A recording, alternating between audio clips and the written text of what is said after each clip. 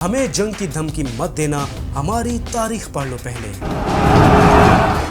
یہ بات ہے خلافت عثمانیہ کی تاریخ کی۔ ارطغرل غازی ہی وہ پہلے شخص تھے جنہوں نے سلطنت عثمانیہ کی بنیاد رکھی، اور آپ ہی کے بیٹے غازی عثمان کے نام سے ہی سلطنت کا نام سلطنت عثمانیہ رکھا گیا۔ 3 براعظموں اور 6 صدیوں پر پھیلی یہ سلطنت کیسے وجود میں آئی؟ ارطغرل اسلامی تاریخ کا ایک ایسا مجاہد تھا جو خود کسی علاقے یا ملک کا حکمران نہیں تھا، مگر جس نے اپنی ذہانت، دانشمندی، شجاعت اور بہادری سے ایک ایسی سلطنت کے قیام کی بنیاد فراہم کر دی جو آنے والے وقتوں میں جنوب مشرقی یورپ، مغربی ایشیا اور شمال افریقہ کے تمام ممالک تک پھیل گئی، اور جو 600 سال تک طویل عرصے تک قائم و دائم رہی۔ اس سلطنت کا باضابطہ آغاز سن 1299 میں ہوا، اور یہ سلطنت 1918 میں پہلی جنگ عظیم کے اختتام کے بعد بھی 4 برس تک یعنی 1922 تک موجود رہی۔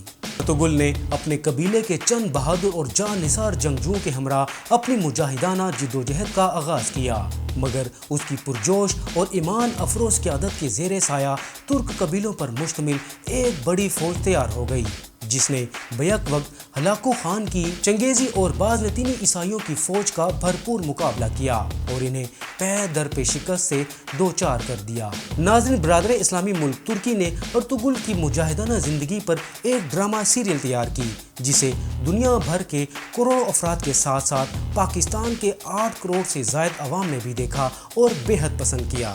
ارطغرل 8 کروڑ پاکستانیوں کے پسندیدہ کردار ٹھہرے۔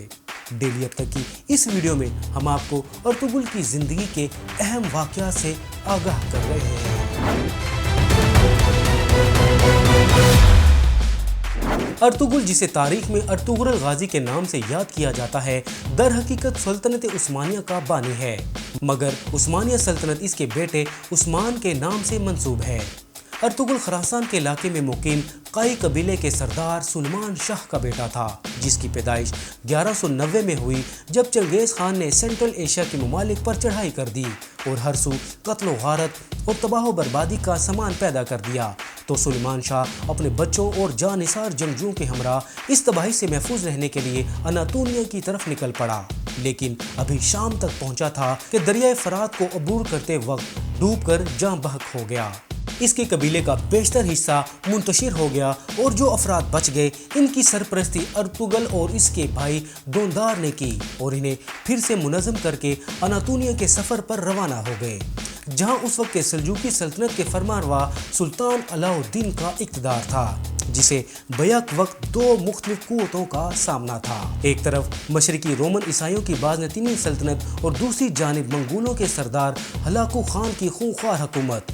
یہ دونوں قوتیں اسلامی سلجوقی سلطنت، جس کا دارالحکومت روم، جسے قونیہ بھی کہا جاتا تھا، کو ملیہ میٹ کرنے پر تلی ہوئی تھیں۔ ارطغرل اور اس کے قبیلہ کے افراد سلجوقی سلطنت کے زیر کنٹرول علاقہ میں اس سلطنت کے بانی سلیمان اول بن قلتمش اور آخری فرمانروا سلطان علاء الدین کیفباد ثانی تھے۔ سلطنت کے ایک سلطان مسعود بن قزل ارسلان نے قونیہ کو دارالحکومت بنا دیا۔ ارطغرل نے اپنے جنگجوؤں کے ہمراہ سلطان علاء الدین کی حکومت کی بے پناہ مدد کی، اور نہ صرف متعدد معرکوں میں ہلاکو خان کی فوج اور عیسائی بازنطینی فوجوں کو شکست دی، بلکہ سلطنت سلجوقی کے اندر رونما ہونے والی بغاوتوں اور ترک امراء کی سازشوں کو نیست و نابود کرنے میں بھی سلطان علاء الدین کا بھرپور ساتھ دیا، جس سے خوش ہو کر سلطان نے پہلے اسے اپنی سلطنت کے ایک شہر سوگو کی حکمرانی عطا کر دی، اور پھر کچھ عرصہ بعد اس کی جنگی مہارت، بہادری اور ذہانت کو بھانپتے ہوئے اسے اپنی فوج کا سپاہ سالار مقرر کر دیا۔ سوگو عیسائی رومی سلطنت کی سرحد کے متصل واقع تھا، اور وہاں ارطغرل کے کئی قبیلہ کے بہادر جنگجوؤں کی موجودگی کے باعث مسلمانوں کو بازنطینیوں کی جنگی مہمات کا مقابلہ کرنے میں مدد ملتی تھی۔ علاوہ ازیں ارطغرل کے زیر نگرانی علاقہ میں راجہ، حصار، پلیج، ایننی وغیرہ قلعے تھے، جہاں خود سرامرائے ترک اپنا قبضہ جمائے ہوئے تھے۔ انہیں زیر کرنے میں بھی ارطغرل کا بہت اہم کردار تھا۔ एक इंतहाई अहम जंगी मार्का में तातारियों और बाज़नतीनी फौजियों ने मुतहद होकर बुरूसा के मुकाम पर सुल्तान अलाउद्दीन सल्जूकी की फौज के साथ मुकाबला किया, जिसमें अर्तुगरुल की क़यादत में सल्जूकी फौज और अर्तुगरुल के जानिसार जंगजूओं ने अपने दुश्मनों को शिकस्त से फाश से दो चार कर दिया। अब सुल्तान अलाउद्दीन की नज़र में अर्तुगरुल की अहमियत और बढ़ गई और उमराए सल्तनत में इसका दर्जा फाइक नजर आने लगा। आखिरकार सुल्तान अलाउद्दीन ने इसे अपना नाइब करार दे दिया और हिलाल, जो सुल्तान अलाउद्दीन का अलम का निशान था, अर्तुगरुल को इख्तियार कर लेने की इजाज़त दे दी। अर्तुगरुल ने 90 बरस की तवील उम्र पाई और 1280 में इंतकाल कर गया। इसे सोगो शहर में ही दफन किया गया। अर्तुगरुल एक इंतहाई बहादुर और रहम दिल इंसान था। इसने दूर दूर से अपने बिखरे हुए कबीले के लोगों को बुलाकर अपने इलाके में आबाद किया और इसने एक महदूद तुर्क कबीले से निकलकर पूरी तुर्क कौम को दुनिया की एक अजीम कौम साबित कर दिया।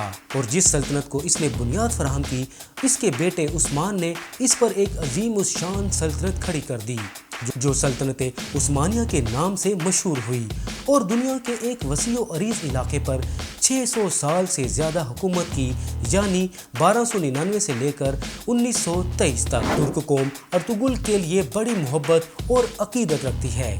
इसी वजह से आज भी सैकड़ों लोग रोज़ाना सोगो शहर में मौजूद इसके मकबरा पर हाज़री देते हैं। नाजरीन, ये थी अर्तुगरुल की कहानी।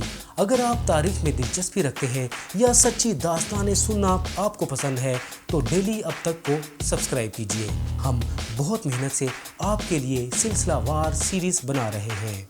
अगर आप जानना चाहते हैं कि वो कौन था जिसे अल्लाह की तलवार भी कहा जाता है तो यहाँ क्लिक करें, और ये जानना चाहते हैं कि वो कौन सा मुसलमान ग़ुलाम था जो सुल्तान हुक्मरान बना तो वो दास्तान एक क्लिक की दूरी पर है।